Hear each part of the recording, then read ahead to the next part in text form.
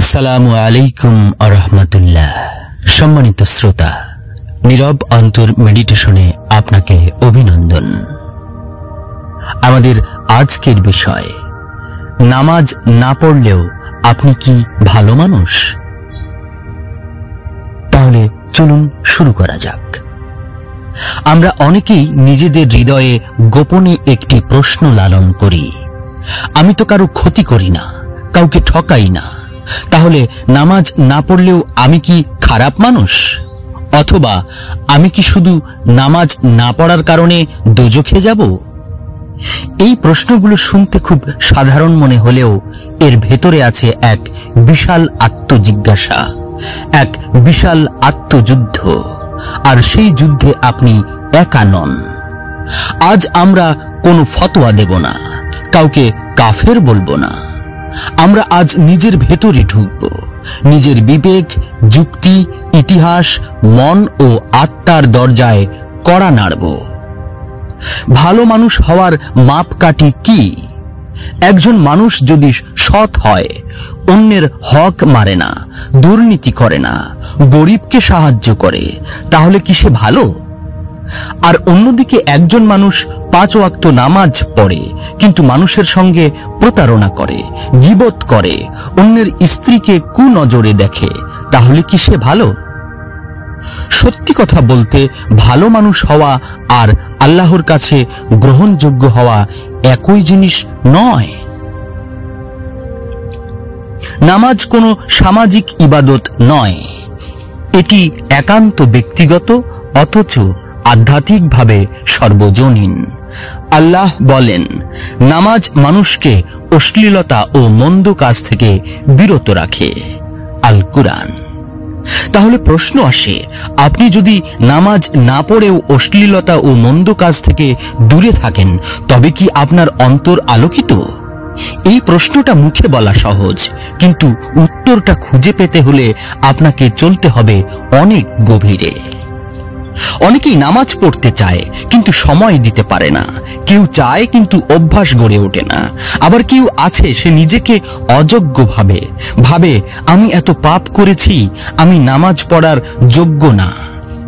অথচ আল্লাহ বলেন, তোমরা আল্লাহর রহমত থেকে নিরাশ হয়ো না। আল কুরআন। তাহলে প্রশ্ন আসে, আপনার না পড়ার পেছনে কারণ কি? অলসতা, গাফিলতা, নাকি অহংকার? আপনি যদি অলস হন তাহলে চেষ্টা করে যান। আপনি যদি গাফেল হন তবে নিজের অন্তরের দরজা খুলুন। কিন্তু আপনি যদি অহংকারী হন তাহলে সমস্যা গভীর। রাসূল সাল্লাল্লাহু আলাইহি ওয়াসাল্লাম বলেছেন, নামাজ আমার চোখের শীতলতা, অর্থাৎ নামাজ তার হৃদয়ের শান্তি। তিনি যখন কষ্টে থাকতেন, চিন্তায় ভুগতেন, তখন নামাজে দাঁড়িয়ে যেতেন। কেন? কারণ নামাজ শুধু আদেশ পালন নয়, এটি আত্মার ওষুধ, অন্তরের আলো। চলুন একটা কল্পনা করি, একজন মানুষ প্রতিদিন গরিবদের সাহায্য করে, কাউকে ঠকায় না, সদা হাস্যোজ্জ্বল, তবে সে ভাবে নামাজ তো কেবল নিয়ম, আমি মন থেকে ভালো আছি। অপরদিকে এক লোক পাপ করেছে, চুরি করেছে, কিন্তু সে চোখের পানি ফেলেছে, তওবা করেছে, 5 ওয়াক্ত নামাজে দাঁড়িয়েছে।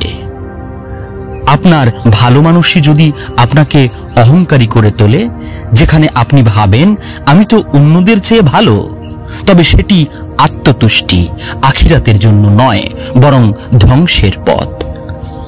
অনেকে বলে, আমি আল্লাহকে ভালোবাসি, কিন্তু নামাজ তো কঠিন লাগে। কিন্তু ভাবুন, আপনি আপনার মা বাবাকে ভালোবাসেন, তাদের কোনো চাহিদা থাকলে আপনি কি সেটি পূরণ করতে চান না? আল্লাহ আপনার প্রভু, তিনি বলেছেন তোমরা নামাজ কায়েম করো। আপনার যদি সত্যিকারের ভালোবাসা থাকে, তাহলে অন্তত দিনে 5 বার তার ডাকে সাড়া না দেওয়ার পেছনে কি যুক্তি থাকতে পারে? নামাজ কোনো সময়ের দাসত্ব নয়, এটি হৃদয়ের পরিশুদ্ধি। প্রথমবার আপনি দাঁড়াতে পারেন অজু ছাড়া। শুধু ভাবুন, আমি একদিন দাঁড়াবো, একদিন কাঁদবো, একদিন আল্লাহকে বলবো আমি ফিরতে চাই, আমি ফিরে আসতে চাই।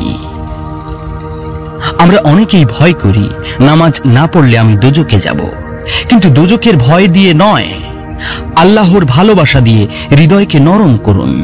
যখন আপনি বুঝবেন আল্লাহ আপনার প্রতি কি পরিমাণ দয়া দেখাচ্ছেন, তখন আপনি নামাজকে বোঝা মনে করবেন না, বরং এটি হবে আপনার আশ্রয়। সমাজের চোখে আপনি ভালো হতে পারেন, কিন্তু আল্লাহর চোখে ভালো হতে হলে আপনাকে আল্লাহর ডাক শুনতে হবে, আর সেই ডাক নামাজ। আজই সিদ্ধান্ত নিন, আল্লাহর পথে হাঁটা শুরু করুন।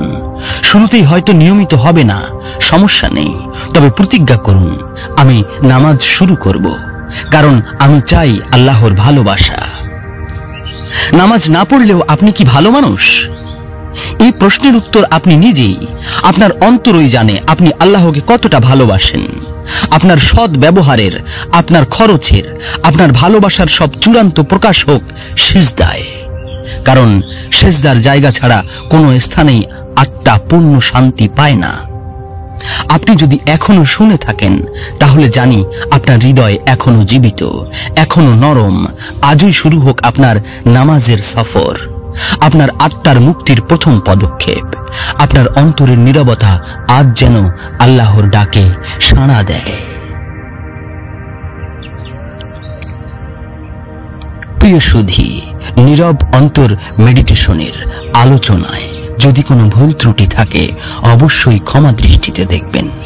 আর এই আলোচনা আপনার হৃদয়ে যদি বিন্দুমাত্র আলো জ্বালাতে সহযোগিতা করে, তাহলে অবশ্যই আমাদের চ্যানেলটিকে সাবস্ক্রাইব করে পাশেই থাকুন। আল্লাহ হাফেজ।